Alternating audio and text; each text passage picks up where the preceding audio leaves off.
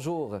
J'accueille avec plaisir chez Agora, AICI Télévision, M. Yasser Boulmezawed, analyste à l'Institut de recherche sur l'immigration et sur les pratiques interculturelles et inclusives. Il est diplômé en administration des affaires universitaires de la Sorbonne et doctorant à l'Université du Québec à Montréal en sociologie du travail. Ses intérêts de recherche portent sur le rapport au travail, le rapport religieux ainsi que l'inclusion des personnes immigrantes dans la société québécoise. Il est fondateur d'un cabinet de conseil du nom de Regard Neuf et conseil spécialisé dans l'accompagnement des organisations, notamment pour la gestion du fait religieux. Yasser Boulmezawed a écrit un livre qui traite d'une autre conception du monde, d'un autre rapport à l'environnement et d'un autre rapport à la foi musulmane. Un livre qui s'intitule Allume ta bougie, édité en 2021 aux éditions L'Harmattan. Monsieur Boulmezawed, je vous souhaite la bienvenue chez Agora ICI Télévision. Bonjour Jamal, merci beaucoup pour votre accueil. Merci pour cette invitation.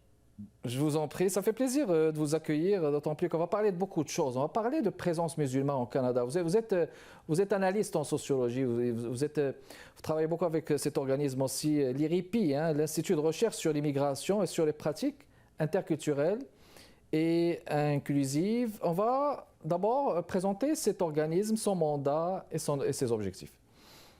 Très bien, merci de me donner l'occasion d'en parler. L'IRIPI, c'est un institut spécialisé en recherche appliquée.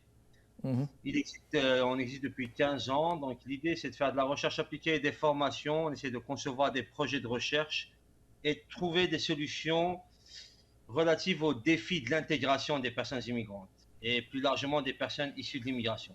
On fait également de l'accompagnement axé sur la gestion de la diversité, toujours des personnes immigrantes et des personnes issues de l'immigration, ainsi que des actions de transfert de connaissances, outiller des organisations pour mieux insérer socio-professionnellement les personnes immigrantes et issues d'immigration et toute la gestion de la diversité, on va dire, culturelle qu'on trouve au Québec.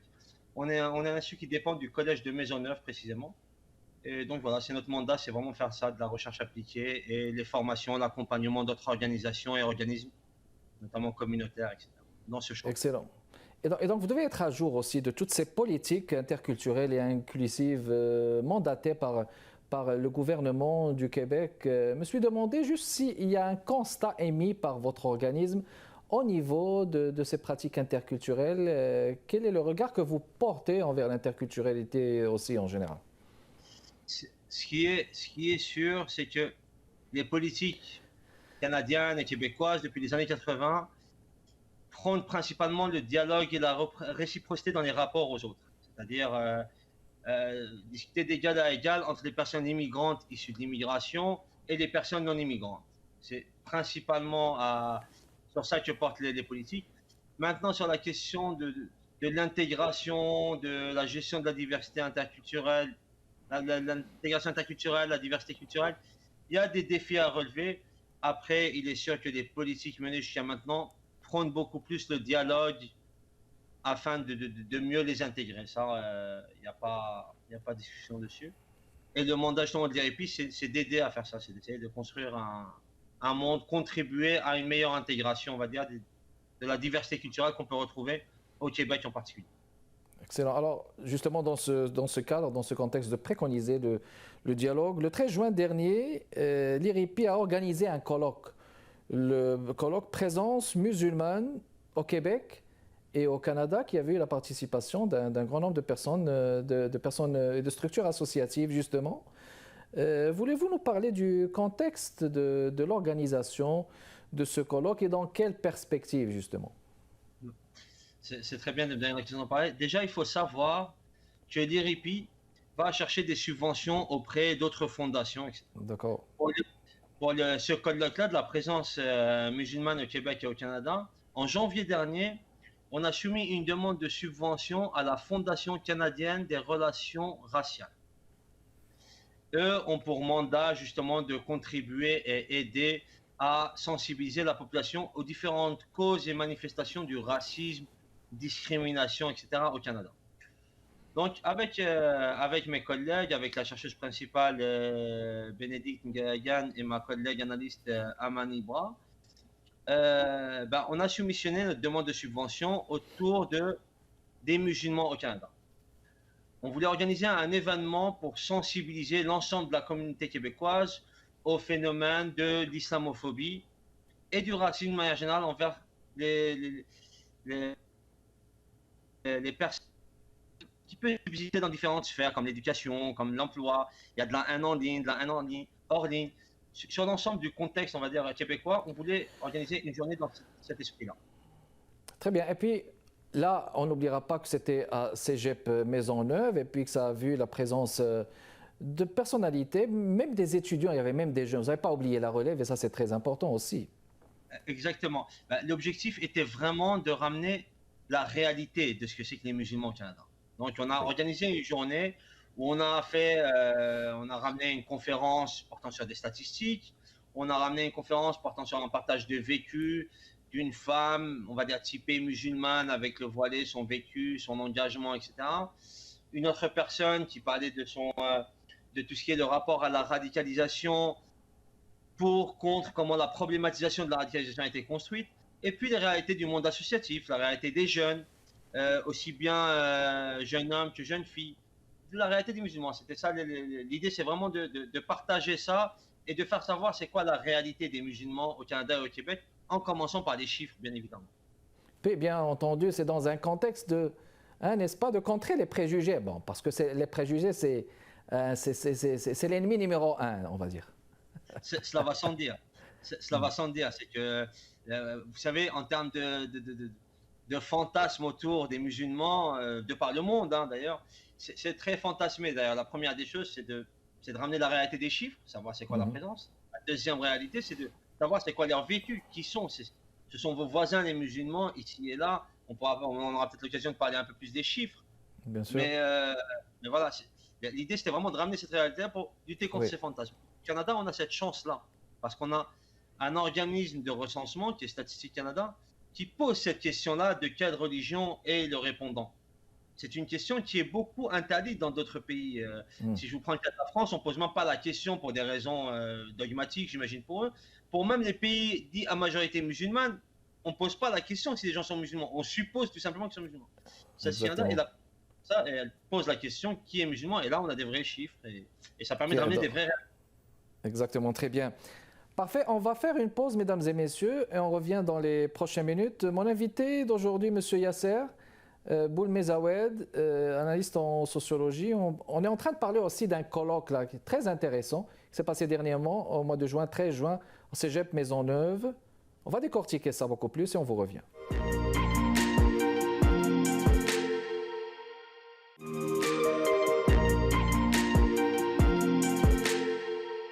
De retour avec vous, mesdames et messieurs, j'accueille M. Yasser Boulmezawed, qui est analyste en sociologie à l'Institut de recherche sur l'immigration, sur les pratiques interculturelles inclusives, IRIPI. On parle aussi de cet organisme, son mandat.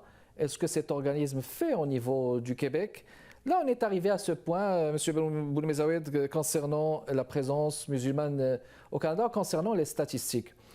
C'est délicat, justement, de parler des statistiques parce que j'ose présumer qu'il faut faire la nuance d'abord entre le Québec et le Canada, et parce que je pense que ce sont des statistiques qui sont différentes. Mais vous, comment est-ce que vous abordez ça? Quel est le regard que vous portez sur ça? Est-ce que ces statistiques sont justement variables entre le Québec et le Canada au niveau de la présence des musulmans en général? Ce qui est sûr, c'est que les statistiques sont précises.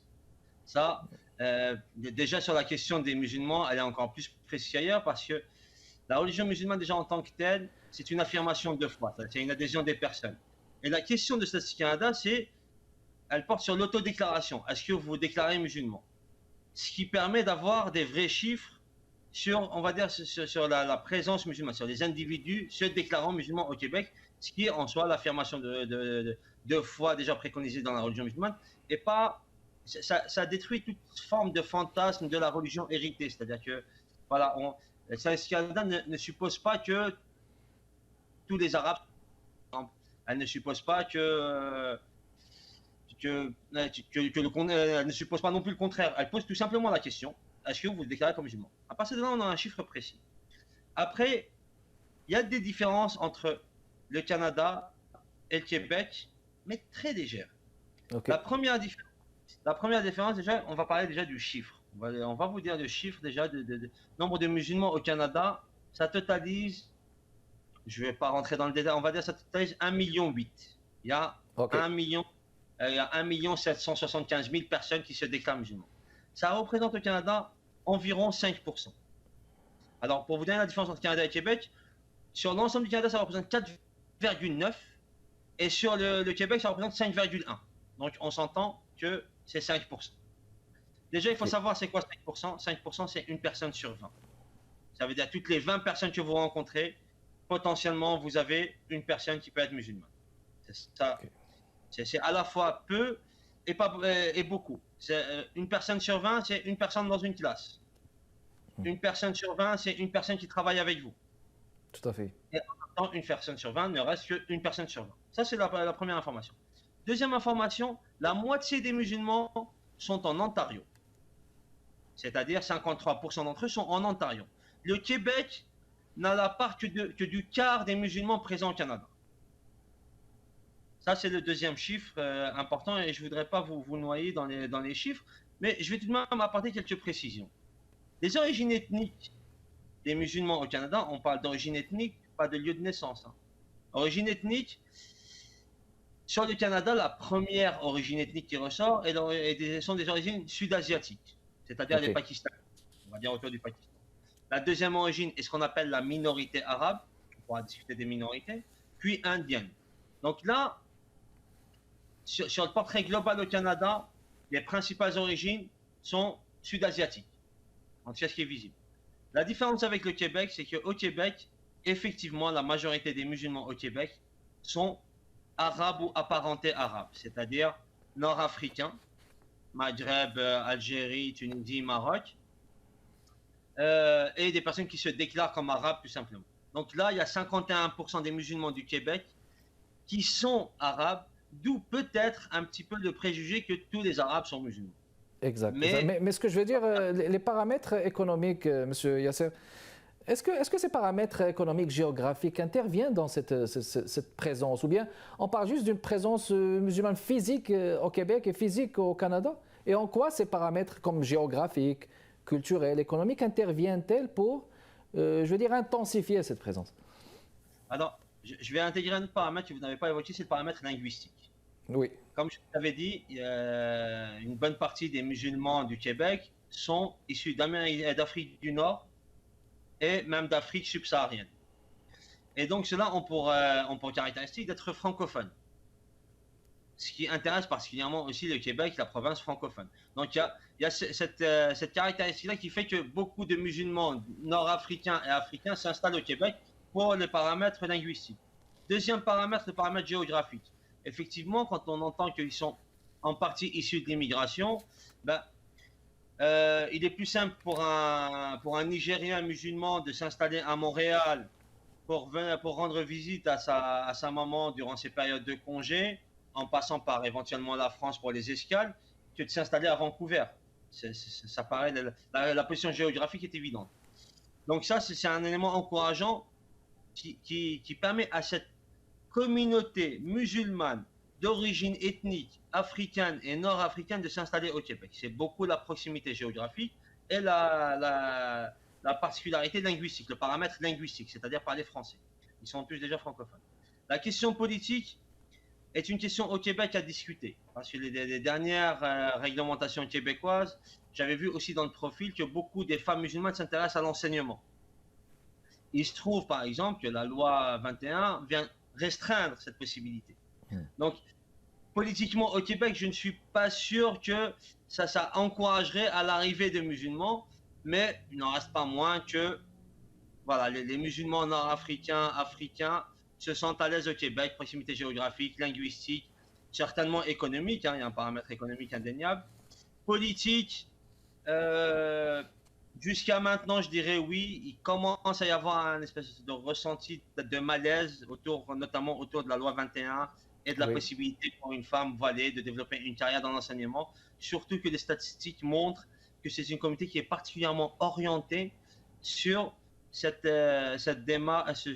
domaine d'études, d'enseignement et de Oui. services communautaires. Donc, voilà. Ça serait ça le point Très que bien. j'évoquerais. Très bien. Alors, on va faire une pause et on revient dans les prochaines minutes. Yasser Boulmezawed est mon invité de ce jeudi chez Agora. Restez avec nous.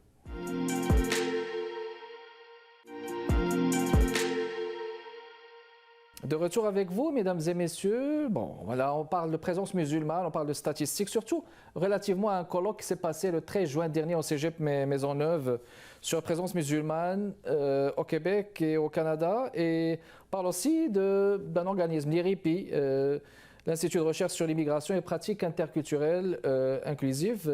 On a son représentant avec nous, monsieur Yasser Boulmezawed. On continue avec vous toujours. Restons sur les statistiques. Qu'est-ce qui permet justement de dire que cette présence musulmane au Québec et au Canada a augmenté ou non ces dernières années? Est-ce qu'il y a des statistiques probantes à ce niveau?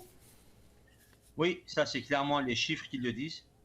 C'est-à-dire qu'on a sur les 4 dernières décennies, en 91, il y avait autour de 44 000 personnes.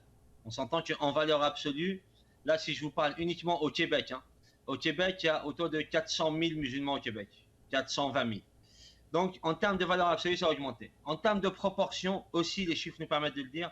En 91, les musulmans représentaient que 0,70% de la population. Actuellement, au Québec, ils représentent 5,1%.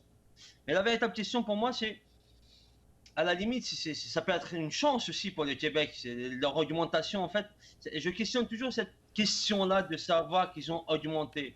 Ben, certes, ils ont augmenté, mais il y en a un cinquième dans le monde. Il y a une personne sur 5 dans le monde qui est musulmane. Ici, on est une personne sur 20. Au Québec, il y a une administration. Donc, on s'entend que moi, j'entends l'augmentation. J'ai envie de dire, c'est une question qui intéresse l'altérité. Pour moi, le Canada peut avoir une... Vous savez, il y a 57 pays qui sont inscrits, qui se considèrent comme pays musulmans, c'est-à-dire inscrits dans une ONG internationale de pays musulmans.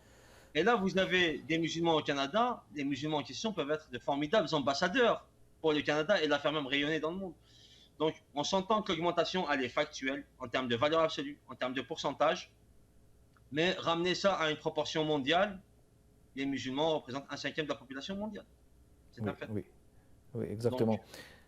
Donc, justement, mais je pense que ça me mène à cette question justement sur les enjeux.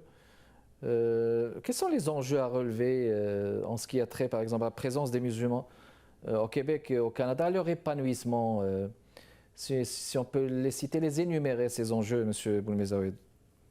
Alors, je vais partir du point de vue de la communauté musulmane ou des membres de la communauté musulmane. Son premier enjeu est de se faire mieux connaître. Voilà. L'idée est que les membres de la communauté musulmane au Québec devraient contribuer à se faire mieux connaître, ce qui a été un peu le sens aussi de notre colloque. Déjà, faire connaître l'esprit de solidarité connu et reconnu chez la communauté musulmane, son sens de l'humanité, son orientation vers le savoir. Ça, c'est un défi à relever qui est finalement trop peu connu au Québec et même dans beaucoup de pays occidentaux. Il y a aussi le côté de faire preuve de résilience pour les musulmans. Cette question-là, c'est un défi de faire preuve de résilience face à l'adversité. Au colloque, j'avais eu une phrase en disant qu'il faut essayer de préserver la beauté du regard dans notre observation, dans notre rapport à l'autre. C'est-à-dire ce regard positif, vous voulez dire? Avoir un regard positif, y compris quand l'autre est en train de vous stigmatiser. C'est-à-dire partir du principe qu'il vous stigmatise par méconnaissance, par peut-être par mauvaise expérience, par biais cognitif, par sorte de raccourci, par position entendue politique ici et là dans les médias.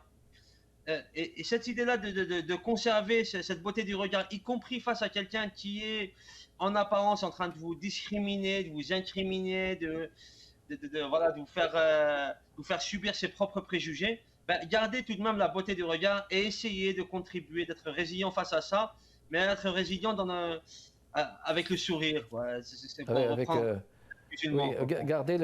Garder le sourire. Mais là, ça me mène à cette question-là, parce que comme il nous reste à peu près 2 minutes et quelques ou 3 minutes, parce que j'aimerais que vous parliez de ce livre, M. Yasser, Allume ta bougie, parce que là, vous parlez d'une autre conception du monde, d'une autre façon d'aborder la foi musulmane, n'est-ce pas? dans notre rapport à l'environnement. Vous marquez, vous impactez, vous influencez, justement concernant l'évolution de la pensée. Vous produisez une pensée nouvelle, inédite, originale. Je vais vous laisser nous parler de votre livre en quelques minutes. Allume ta bougie. Merci beaucoup. Et de plus, ça fait le lien avec la question précédente parce que C'est c'est le ça. défi. C'est le défi que fait la communauté québécoise, il se trouve dans mon livre, pour essayer de regarder l'autre aussi et regarder le musulman.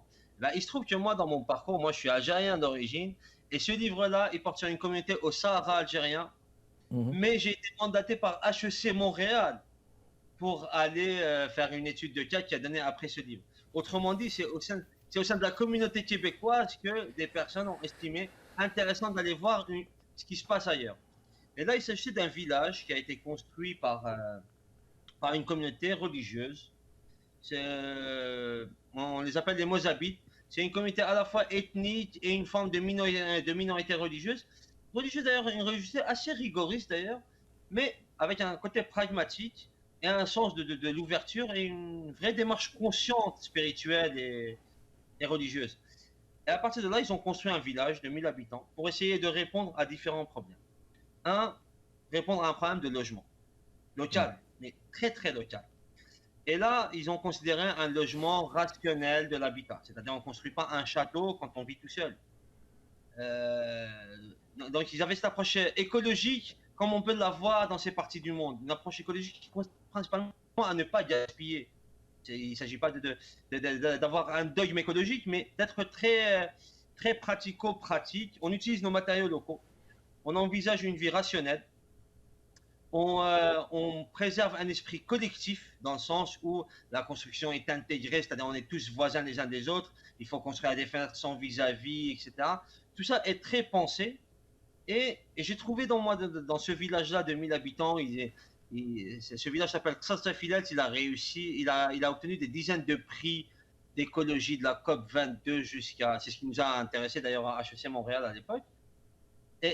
Et je trouvais que là, on avait une autre conception du monde sur l'écologie, sur le rapport à l'autre. Quand on construit, on pense à son voisin.